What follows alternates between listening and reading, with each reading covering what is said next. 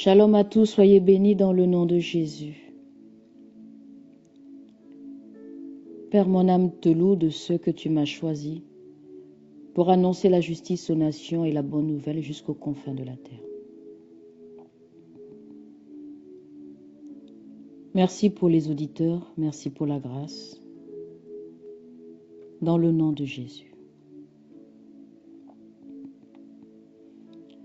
Peuple de Dieu, le thème de ce matin, la doctrine du Saint-Esprit. Nous allons ouvrir la parole de Dieu dans le livre de Actes des Apôtres, chapitre 5, versets 3 à 4.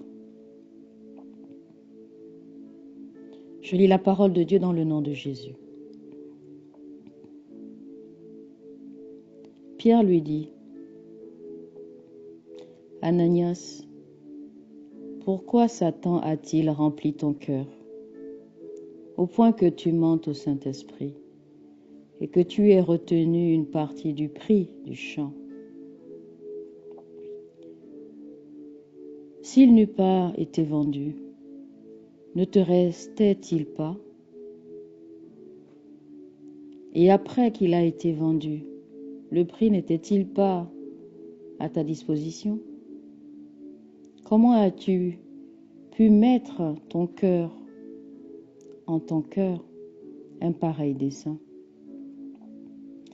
Ce n'est pas à des hommes que tu as menti, mais à Dieu. Que Dieu bénisse sa parole.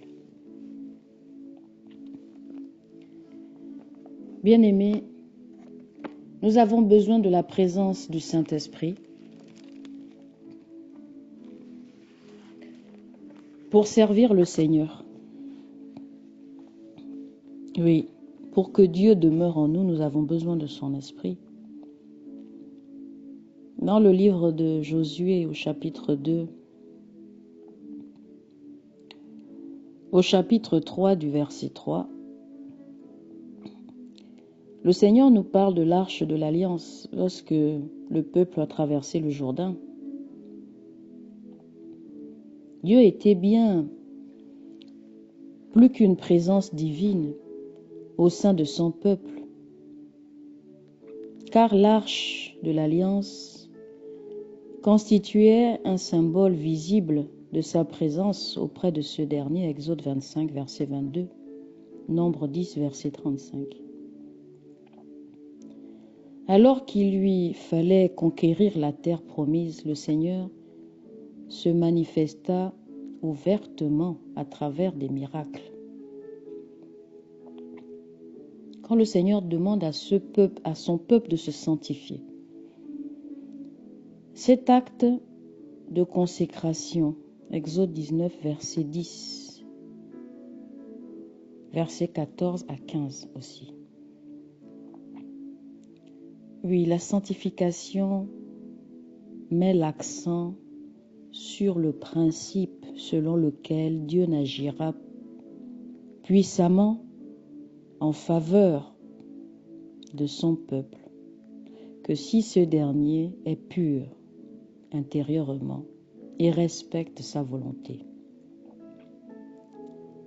Avant de demander à Dieu d'accomplir des signes bien-aimés et des prodiges au milieu de nous, nous devons d'abord nous assurer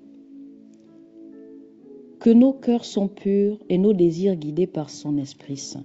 Acte 2, verset 38. Acte 3, verset 26. Oui. Les eaux s'arrêteront en un monceau. Quelle parole puissante. 15, verset 26 à 27.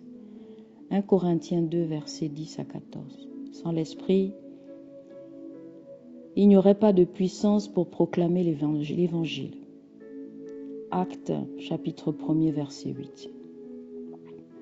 Sans l'Esprit, il n'y aurait pas de foi, pas de nouvelle naissance, pas de sainteté.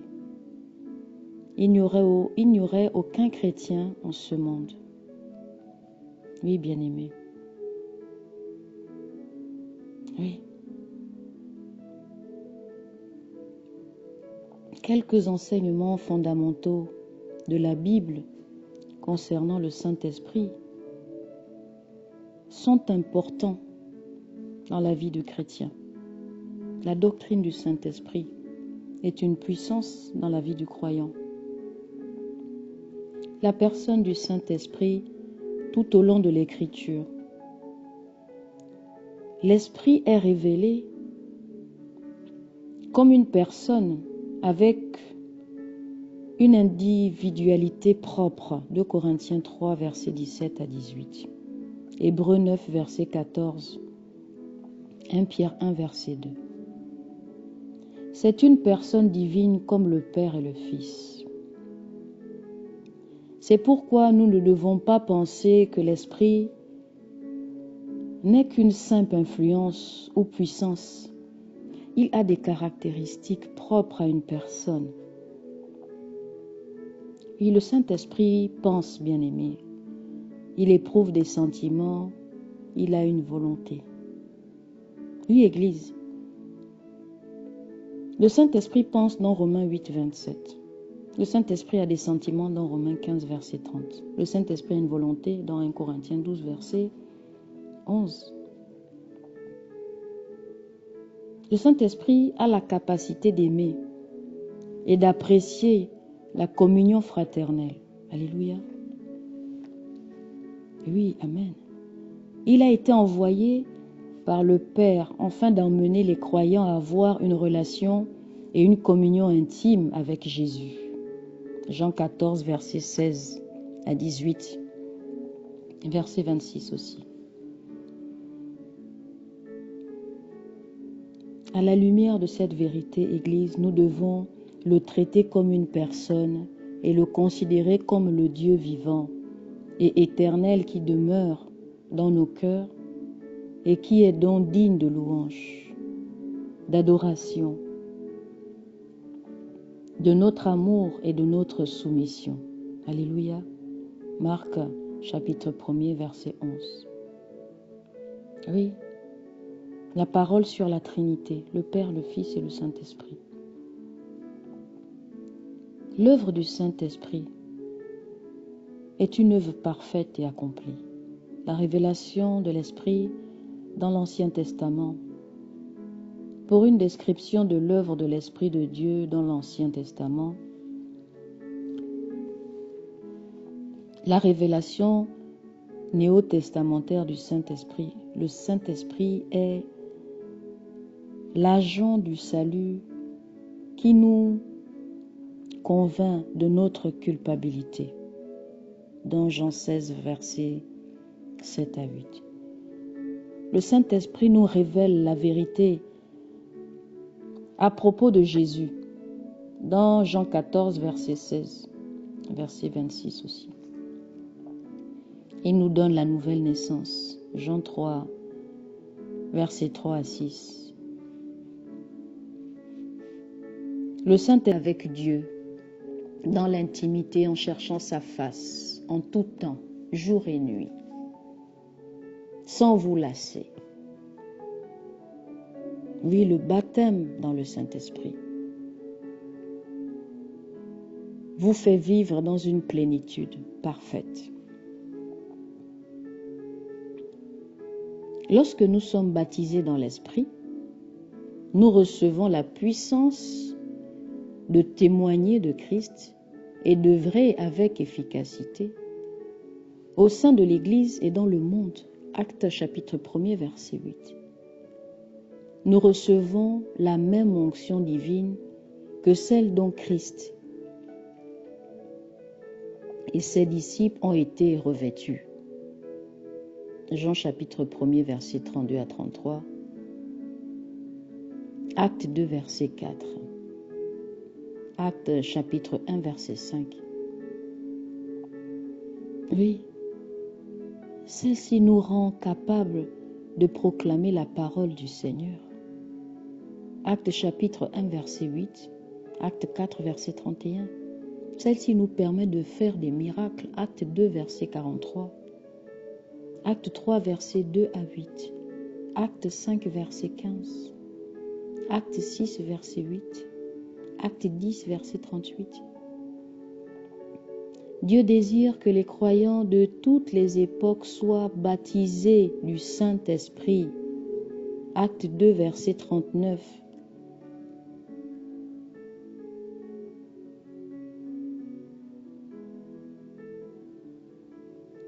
Bien-aimés, pour ce qui est du domaine du service, le Saint-Esprit accorde des dons spirituels aux membres de l'Église, afin d'édifier et de fortifier la communauté.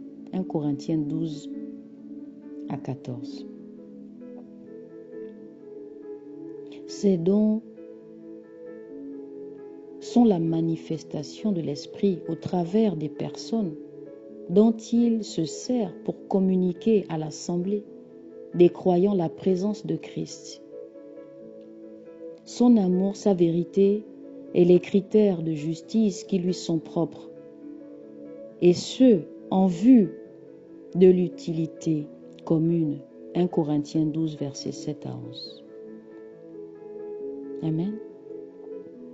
Le Saint-Esprit est l'agent qui intègre les croyants dans le corps unique de Christ. 1 Corinthiens 12, verset 13. Il vit dans l'Église, le Saint-Esprit. 1 Corinthiens 3, verset 16. Oui, ne savez-vous pas que vous êtes le temple de Dieu et que l'Esprit de Dieu demeure en vous? Oui, bien-aimés, vous êtes le temple de Dieu. Ne le détruisez pas avec le mensonge, avec des Goliaths, avec de l'alcool, de la boisson, avec l'impudicité, avec des sectes. Ne le détruisez pas, parce que sinon Dieu vous détruira. Vous êtes le temple de Dieu, nous sommes le temple de Dieu. Oui, le Saint-Esprit édifie, Éphésiens 2, verset 22. Il incite à adorer le Seigneur. Amen. Philippiens 3, verset 3. Le Saint-Esprit guide sa mission. Oui. Nous sommes l'Église de Dieu, nous sommes la mission du Saint-Esprit pour l'œuvre de Dieu. Acte 13, verset 2 et verset 4. Le Saint-Esprit désigne ses ouvriers, bien-aimés. Acte 20, verset 28. Le Saint-Esprit donne les dons nécessaires à son bon fonctionnement.